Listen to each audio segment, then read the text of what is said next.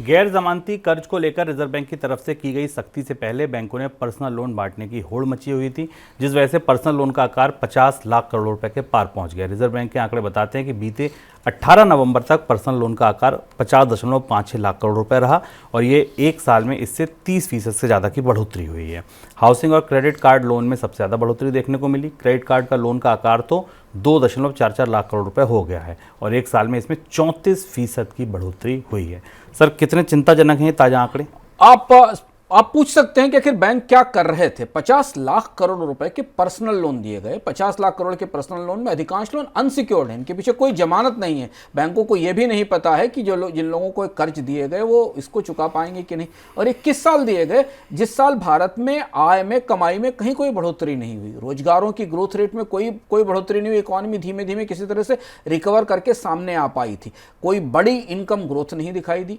ऐसी परिस्थिति में जब भारत में ब्याज दरें पिछले कई दशकों में सबसे ऊंचाई पर थी, तब बैंकों ने और एनबीएफसी ने मिलकर 50 लाख करोड़ रुपए के पर्सनल लोन दिए। इसलिए अक्टूबर में रिजर्व बैंक और सरकार को यह महसूस हुआ कि ये तो एक किस्म का टाइम बम है जो बैंकों ने अपने भीतर क्रिएट कर लिया। अब भीतर जाकर आप अगर देखो तो इसमें सबसे बड़ा आंकड़ा, चौंकाने वाला आंकड़ा एनबीएफसीज के माध्यम से आता है। बैंकों के बजाय एनबीएफसीज ने, नॉन बैंकिंग फाइनेंस कंपनीज ने सबसे ज्यादा कर्ज बांटे। 3 गुनी से ज़्यादा रफ्तार उनकी कर्ज की दिखाई दी। भारत में ऐसी परिस्थिति में जबकि अधिकांश लोगों की इनकम लेवल कम है, हमने आपको अपने इंग्लैंड के सर्वे में भी बताया, दिखाया, तब 30% पर्सनल लोन की ग्रोथ बढ़ना अपने आप में बेहद चौंकाने वाला और जोखिम भरा फैसला था। इनमें भी 85% लोन इस वित्त वर्ष में 1 लाख रुपए से कम गए थे। यानी ज्यादातर लोन जो पर्सनल लोन की कैटेगरी में बांटे गए वो क्रेडिट कार्ड या पर्सनल लोन पर 1 लाख रुपए से कम के लोन थे। और यहीं पर डिफॉल्ट की, यहीं पर भुगतान में डिले की संभावना बढ़ती चली गई और इस वजह से बैंकों को, रिजर्व बैंक को इस मामले में दखल देना पड़ा। अब आप ये समझ सकते हैं कि पिछले एक साल में जो भी भारत में खरीद या परचेज हुई वो दरअसल इसी कर्ज के आधार पर हो रही थी।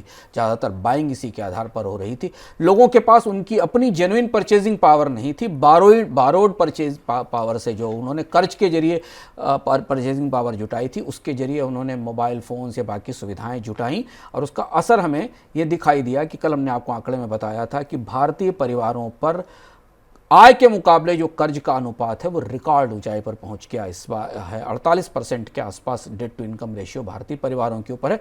बचत ऐतिहासिक रूप से न्यूनतम स्तर पर है और कर्ज ऐतिहासिक रूप से उच्चतम स्तर पर है।